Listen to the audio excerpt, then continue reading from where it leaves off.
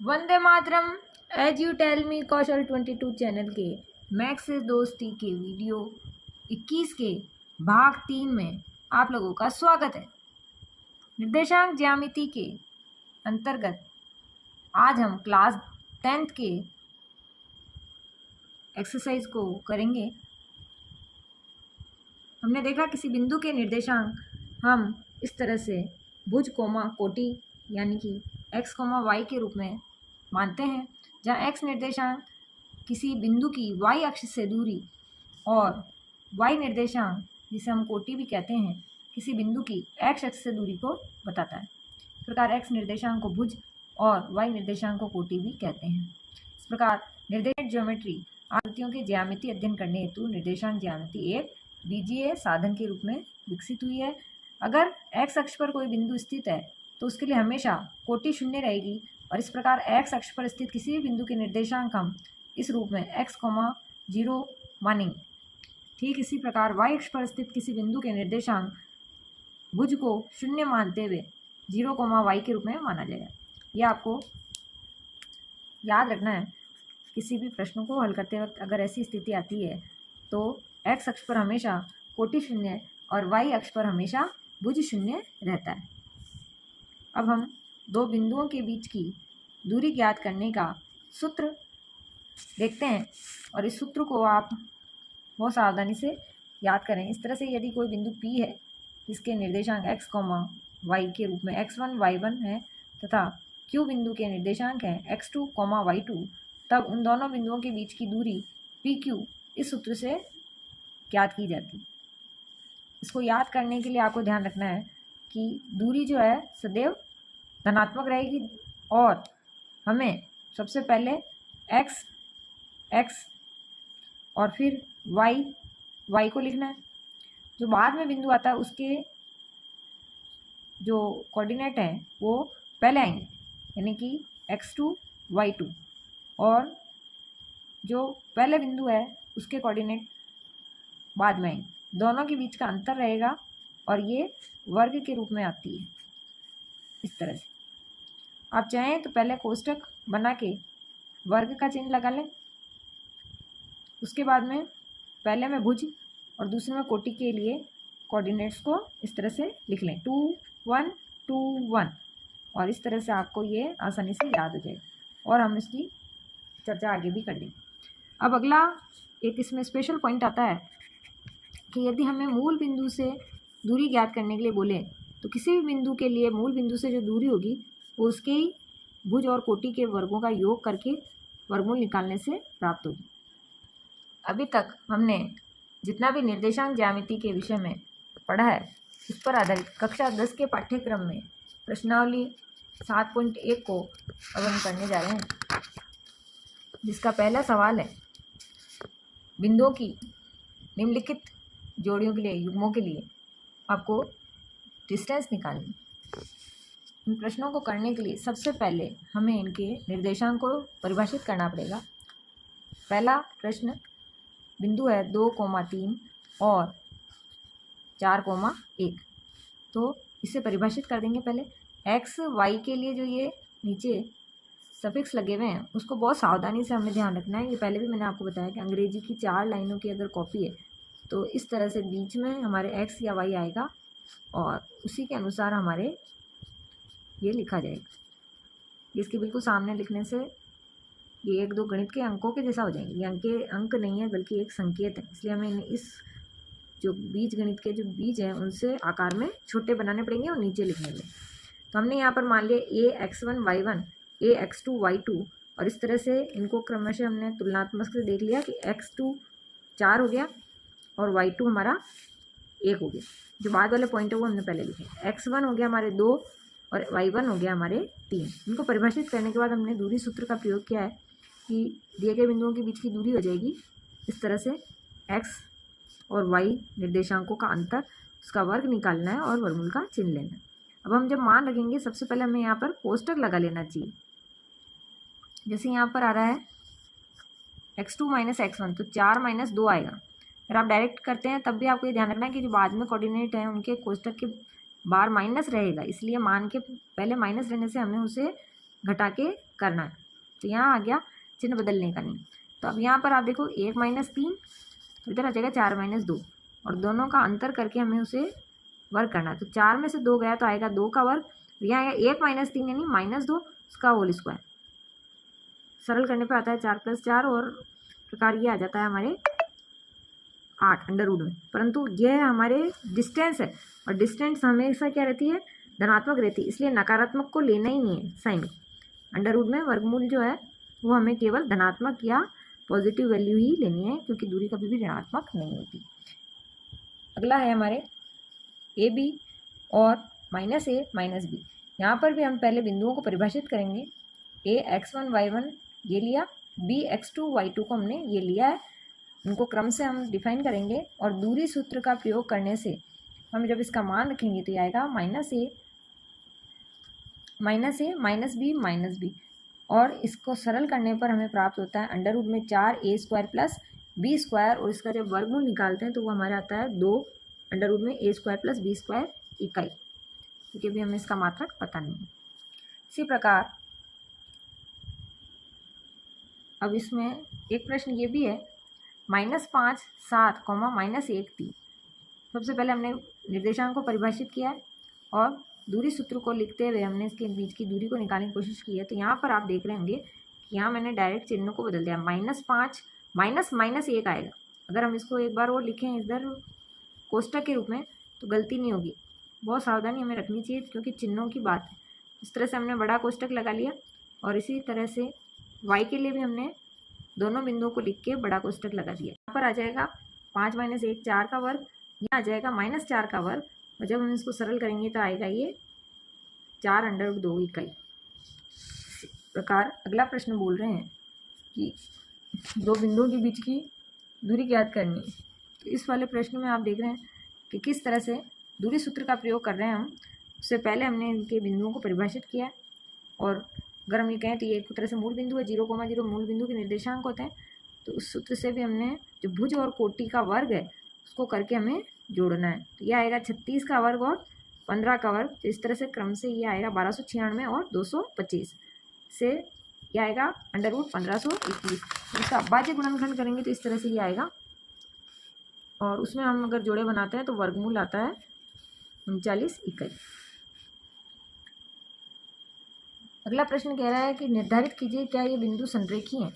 तो सबसे पहले मैंने इसको निर्देशांक को परिभाषित किया है, और अब हम किसी बिंदु के लिए अन्य बिंदु के साथ संरेखता के गुणधर्म को देखते हैं। तो इस तरह से 3 बिंदु अगर एक रेखा में है तो किन्हीं 2 का योग जो है वो एक तीसरी रेखाखंड के योग के बराबर होता है। यानी कि किन्हीं 2 रेखाखंडों की जो लंबाई है उनको जोड़ने से हमें तीसरी रेखाखंड की लंबाई प्राप्त हो जाएगी।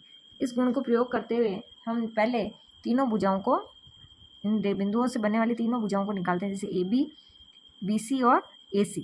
इस तरह से A से AB, A से AC और B से BC हो जाएगा। AB, BC और AC। इस तरह से इन तीनों भुजाओं रेखाखंडों को हम लंबाई निकालने की कोशिश करते हैं दूरी सूत्र का प्रयोग करते हुए। तो इसी तरह से 2 1 2 1 रहेगा सबसे पहले वाले में। तो कोष्टक बना के लिखेंगे तो इस तरह से ये आएगा मान अंडर रूट 5 यूनिट। अब हम निकालते हैं BC। तो B है हमारा सेकेंड पॉइंट और C हमारा है तीसरा पॉइंट। तो यहाँ पर हमारे अब कोऑर्डिनेट जब हम सूत्र लिख रहे हैं दूरी के लिए तो हमें यहाँ पे 3 2 3 2 करना है। सूत्र वही आएगा इस तरह से। देखो पहले हम क्या करेंगे, कोष्टक लगा के x लिख लेंगे, फिर हम इसका वर्ग करके y लिख लेंगे, और क्योंकि दूरी में 3 और 2 है तो 3 बाद में आने से 3 2 और 3 2 यहाँ लिख लेंगे। इस तरह से ये सूत्र हमारा हमें याद हो जाएगा। क्रम से इनका मान रखते हैं तो 3 और 2 है तो -2 करके लिखेंगे तो यहाँ आ जाएगा -4, और इसी तरह से -11 -3 करेंगे तो ये आ जाएगा -14। और जब इसका वर्ग करते हैं और फिर जोड़ते हैं तो इस तरह से सरलीकरण करने से हमारे पास आ जाता है ये अभाज्य गुणनखंड करने से आता है इस तरह से ये संख्या, और फिर उसका उत्तर आता है 2 अंडर रूट 53 जो कि है लंबाई BC की। इसी प्रकार तीसरी भुजा हम निकाल लेते हैं। उसके लिए A और C है। C तीसरा पॉइंट है इसलिए x3 y3 आएगा, और A हमारा प्रथम बिंदु इसलिए x1 y1 आएगा। उसके लिए सूत्र लिखते हैं हम इस विधि से, जैसे मैंने अभी बताया था तो इस तरह से आएगा अंडर रूट में x3 माइनस x1 का whole square plus y3 minus y1 का होल स्क्वायर। उनके निर्देशांक को क्रम से रखते हैं तो देखो पहले आएगा x1 और x3, y1 और y3। देखते हैं एक बार इसको चेक करते हैं। हमारे पॉइंट है AC, तो C है -2 -11, ये हमारे हो गया y3,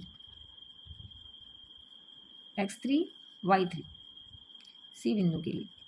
और इसी तरह से ये A बिंदु हो गया x1 y1, तो यहाँ आ जाएगा ये x3 x1 माइनस में तो -2 -1, ये देखिए -2 -1। इस तरह से ये आ जाएगा -11 -5, -11 -5, -11 -5। इस तरह से हम लिखेंगे।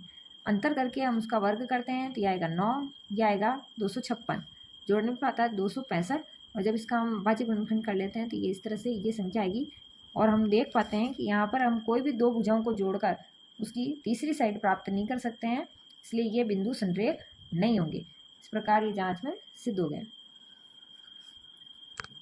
अगला प्रश्न जो है हमारा, उसको समझने के लिए हमें पहले छठा प्रश्न देखते हैं। इसमें लिखा है कि निम्नलिखित बिंदुओं को बनने वाले चतुर्भुज का प्रकार बताना है तथा अपने उत्तर के लिए आपको कारण भी बताना है। इसी प्रश्न को और इससे पहले वाले कुछ प्रश्नों को करने के लिए ही आज एक वीडियो और एक्स्ट्रा में है चतुर्भुज के प्रकार, क्योंकि बिना उसके हम इन प्रश्नों को बेसिक को क्लियर नहीं करेंगे तो नहीं कर सकते हैं। जैसे पहला प्रश्न हमारा है -1 -2 1,0 -1 2 और -3 0। इन चारों बिंदुओं के लिए पहले हमने निर्देशांक या बिंदु परिभाषित कर दिए हैं और हम बारी बारी से इससे बनने वाली भुजाओं को डिस्टेंस को निकालेंगे और फिर उसके प्रॉपर्टीज़ यानी विशेषताओं गुणों को देखते हुए बताएंगे कि वो किस प्रकार का चतुर्भुज। AB के लिए हमने प्रथम दो बिंदुओं के लिए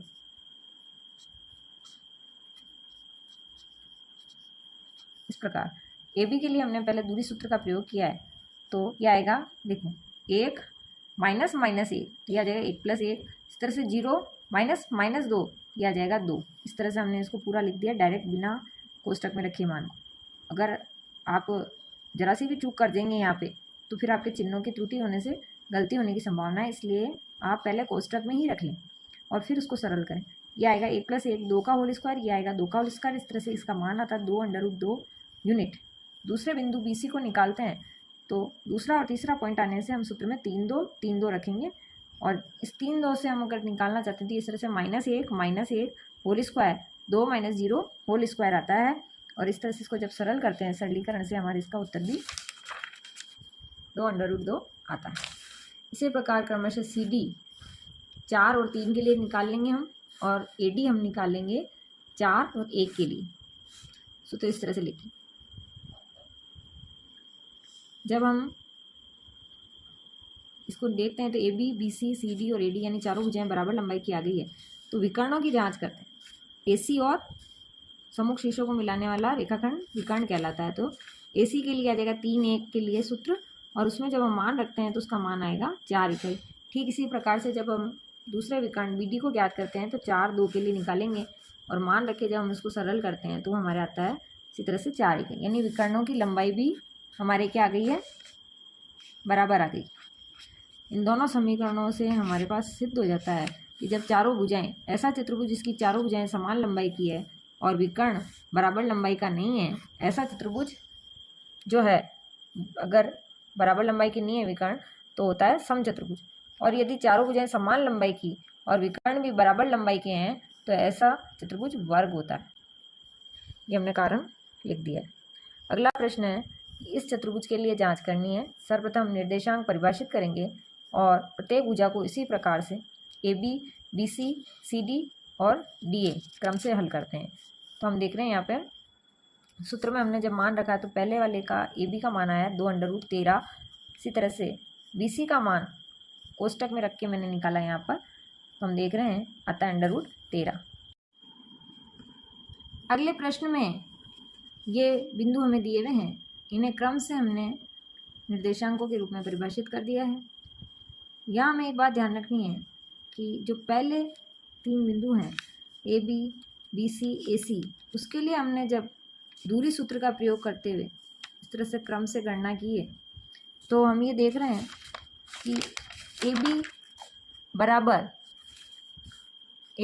ए सी प्लस बी सी आ गया है, यानी कि 2√13 बराबर √13 प्लस √13 है। इसका मतलब ए बी सी तीनों बिंदु जो हैं उस चतुर्भुज के वो संरेख हैं। ऐसी स्थिति में चतुर्भुज नहीं बन सकता है।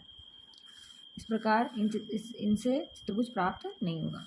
अगले प्रश्न में हमने सबसे पहले प्रत्येक निर्देशांक को परिभाषित कर दिया और अब हम डिस्टेंस निकालते हैं इनके बीच की। सर्वप्रथम ए बी दूरी सूत्र का प्रयोग करते हैं। ए बी के लिए हम देखते हैं इस तरह से √10 यूनिट आता है। बी सी बराबर है तीसरे और दूसरे बिंदु के लिए, तो इस प्रकार से ये आ गया बी सी बराबर सूत्र का प्रयोग करने से √18, और जब इसका हम अभाज्य गुणनखंड करेंगे तो इस तरह से 3√2 यूनिट आएगा। ए बी बी सी, और अब हम निकालते हैं इसका तीसरी भुजा को सी डी 4 और 3 के लिए। तो 4 3 के लिए हमने एक्स और वाई के अंतर को, भुज और कोटि के अंतर को वर्ग कर दिया है और उससे आता है ये √10, और इस तरह से ए डी बराबर आता है 4 और 1 बिंदु के लिए सरल करते हैं तो 3√2। और अब हम विकर्ण भी निकाल लेते हैं। ए सी और बी डी जब निकाले हैं तो एक आया है 2 यूनिट और एक आया हमारे 2√13। इस प्रकार हम देखते हैं कि जो सम्मुख भुजाएं हैं ए बी और सी डी, इस चतुर्भुज की सम्मुख भुजाएं ए बी और सी डी बराबर आई हैं। इसी तरह से ए डी और बी सी बराबर आई है और विकर्ण की लंबाई समान नहीं आई है। ऐसी स्थिति में जब किसी चतुर्भुज की सम्मुख भुजाएं समान और विकर्ण समान लंबाई की नहीं है, ऐसा चतुर्भुज समांतर चतुर्भुज होता है। इसी एक्सरसाइज के चौथे प्रश्न में कहा गया है, जांच कीजिए कि क्या बिंदु एक संधिबाहु त्रिभुज के शीर्ष हैं। तो संधिबाहु त्रिभुज के लिए जो भुजाएं हमारे पास हैं उनकी लंबाई हम क्रम से निकाल लेंगे। पहले इस तरह से परिभाषित कर देंगे बिंदु को निर्देशांक के रूप में, और उसके बाद हमें ए बी बी सी और ए सी इसी प्रकार दूरी सूत्र का प्रयोग करते हुए निकालनी है। और यदि उसमें से कोई दो भुजाएं बराबर लंबाई की आ जाती तो हम कहेंगे वो समद्विबाहु त्रिभुज है। ठीक इसी प्रकार से इस प्रश्न के लिए हमें देखना है इसकी जो भुजाएं हैं बिंदु को जोड़ने वाली A B B C C D और ए डी, ये भुजाओं की जो लंबाई है क्या वो बराबर आती है, और यदि वो वर्ग है तो उसका विकर्णों की लंबाई भी समान आएगी। ये दूरी सूत्र का प्रयोग करते हुए आपको करना है। इसमें किस तरह की समस्या। अगला प्रश्न ये कह रहा है कि एक्स अक्ष पर स्थित किसी बिंदु के लिए जो इन दो बिंदुओं से समदूरस्थ है को ज्ञात करना है। इसी प्रकार से अगर वाई अक्ष पर स्थित बिंदु के लिए आ जाए और एक्स अक्ष पर स्थित बिंदु के लिए आ जाए, हमें इस बात को ध्यान में रखना है। पहले ही हम इसको नोट कर चुके हैं कि एक्स अक्ष पर स्थित किसी भी बिंदु के निर्देशांक अगर हमें ज्ञात करना है तो उसके लिए कोटि शून्य होगा। इस प्रकार हमने मान लिया कि वह बिंदु जो है एक्स अक्ष पर स्थित बिंदु वो इस प्रकार से है, और दी गई मान्यता के अनुसार उसकी इन दोनों बिंदुओं से, जिनको हमने परिभाषित किया है ए बी के रूप में, से दूरी समान रहेगी। इस प्रकार हम जानते हैं कि दूरी सूत्र में वर्गमूल के चिन्ह का प्रयोग होता है, इसलिए हमने दोनों पक्षों का क्या कर दिया है, वर्ग कर दिया है। दोनों और वर्ग करने से के वर्गमूल का जो चिन्ह है वो हट जाएगा। तो दोनों और वर्ग करने से हमारे पास ये सूत्र जो है इस रूप में आ जाएगा, x1 minus x y1 minus 0 इसका वर्ग बराबर x2 माइनस एक्स और y2 माइनस 0 का वर्ग। से हम जब हल करते हैं मान रख के तो ये इस तरह से दोनों तरफ द्विघात समीकरण के रूप में आता है, और पक्षांतरण करने से यह इस तरह से 8x + 56 बराबर 0 के रूप में आ जाता है, और x का जब हम मान निकालते तो -7 आता है। इस प्रकार हम कह सकते हैं एक्स अक्ष पर वह स्थित बिंदु कौन सा है, -7, 0। इसी प्रकार से अगला प्रश्न कह रहा है कि y का वह मान ज्ञात कीजिए जिसके लिए ये दोनों बिंदु के बीच की दूरी 10 मात्रक यानी 10 इकाई है। तो P बिंदु को हमने परिभाषित किया है x1 y1 के रूप में, तो वो हो जाएगा इस तरह से। और इसी तरह से अगर हमने Q को परिभाषित किया है तो वो हो जाएगा हमारे x2 y2 इस तरह से। कुल अगर हम इसको फिर से देखें x1 y1 x2 और y2 के रूप में। तो x1 हमारे हो गया 2, y1 हो गया हमारे -3।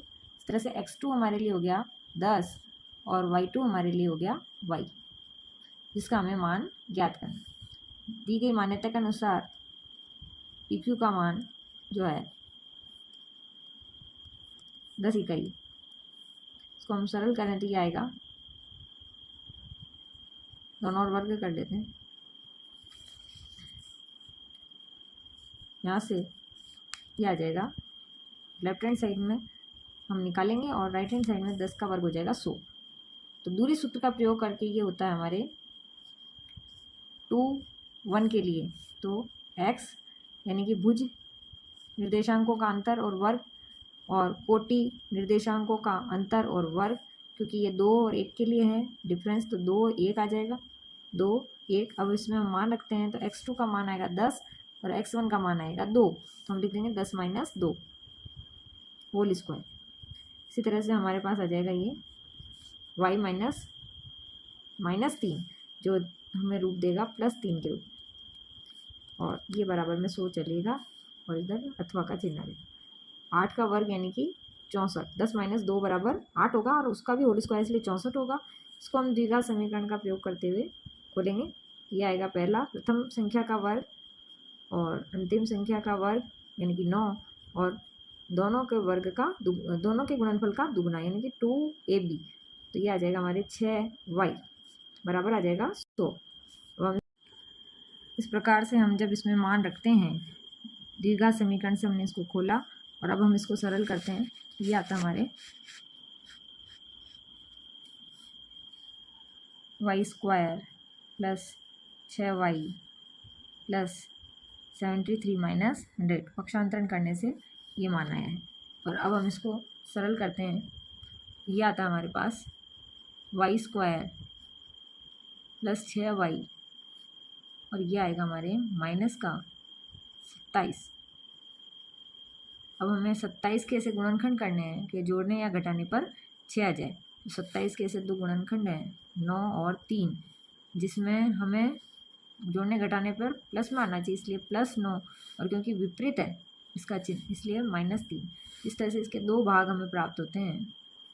y² + 9y - 3y - 27 बराबर 0। प्रथम 2 भागों में हम उभयनिष्ठ लेते हैं y, अंदर बचेगा y + 9। इन दोनों में हमारे पास -3 उभयनिष्ठ आएगा, अंदर बचेगा y + 9। और इस तरह से जब हम इसका गुणनखंड करते हैं बीजीय व्यंजक का, तो हमारे पास 2 व्यंजक प्राप्त होते हैं, एक तो y + 9, y - 3 बराबर 0, और उससे हमें y के 2 मान प्राप्त होते हैं, एक तो y + 9 बराबर 0 रखने से एक हमारा होगा y - 3 बराबर 0 रखने से, और इससे y का मान आता है या तो -9 या +3।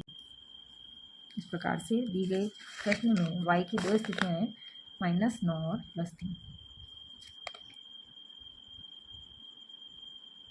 जिस तरह से ये y के लिए प्रश्न था 7वां 8वां, उसी तरह से 9वें प्रश्न में कह रहा है कि Q 0, 1 के लिए बिंदु P और R जो है समदूरस्थ हैं। P 5 - 3 और R x 6, जो बिंदु Q है वो P और R से समदूरस्थ है, यानी कि PQ बराबर है QR। हमें x का मान ज्ञात करना है और दूरियों को भी निकालना है, QR और PR, QR और PR, इनको भी हमें ज्ञात करना है। तो सबसे पहले तो हम इनको परिभाषित कर देते हैं, जैसे x1 y1, x2 y2, x3 y3। तो PQ और QR जो दिया है उसके लिए दोनों तरफ वर्ग कर देते हैं, तो ये हो जाएगा PQ² बराबर QR², और उससे अब सूत्र हो जाएगा PQ यानी कि 2 और 1 के लिए, 2, 1 के लिए, तो ये आ जाएगा हमारे x2 - x1 whole square plus y2 - y1 का होल स्क्वायर। इसी तरह से QR 3 और 1 के लिए, इसलिए आ जाएगा x3 x1 y3 minus y1। इसमें अब हम मान रखते हैं 2 और 1 के लिए, 2 1 के लिए 5 माइनस 0, 5 माइनस 0 का होल स्क्वायर प्लस -3 1 -3 1। इसी तरह से 3 और 1 के लिए, 3 और 1, 3 और 1 x माइनस 0, 6 माइनस 1। इसको सरल कर रहे हैं अब हम, ये हो जाएगा हमारे 25। ये -3 -1 होता है -4 जो कि होता है 16। तो ये आ जाएगा मान x स्क्वायर, और ये 6 माइनस 1 से आएगा हमारे पास 5 जिसका वर्ग होगा 25। सरलीकरण करने से ये हमारे आता है x स्क्वायर बराबर 16। और इसी तरह से ये आएगा x जब हम निकालेंगे तो +-4। और उसी से अब अगर हमें मान निकालना हो नंबर, ये तो नंबर 1 काम हो गया हमारे।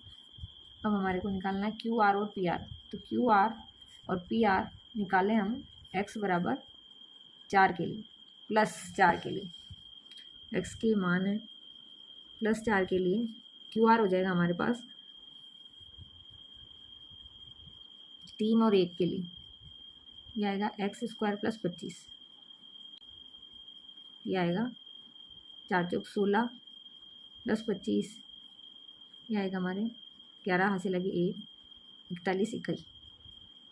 इसी प्रकार से PR जब हम निकालेंगे, PR तो 3 और 2 के लिए निकलेगा, 3 और 2 के लिए 3 2 3 2। इसके लिए जब हम निकालते तो ये आता है, देखो x minus 5 plus 6 plus 3, minus minus 3 होगा तो ये प्लस हो जाएगा। x का मान हम रख देंगे इसमें 4, तो 4 से हो जाएगा ये -1, और -1 का जब वर्ग करेंगे तो वो भी 1 आएगा, और ये आएगा नंबर 81। और इस तरह से ये आ जाएगा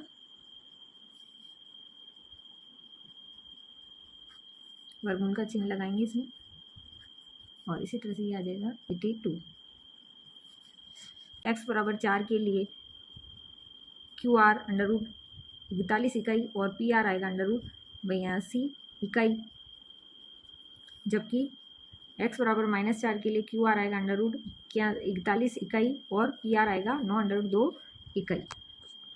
10वें प्रश्न में भी इसी प्रकार से x y के लिए हमें केवल संबंध निकालना है, जो इन बिंदु A और B अगर इनको मान लेते हैं तो इसकी दूरी P के लिए PA और PB बराबर होगी। और इसी तरह से हमें दोनों तरफ वर्ग करके PA स्क्वायर बराबर PB स्क्वायर करना है, और उसमें एक द्विघात समीकरण हमें प्राप्त होगी।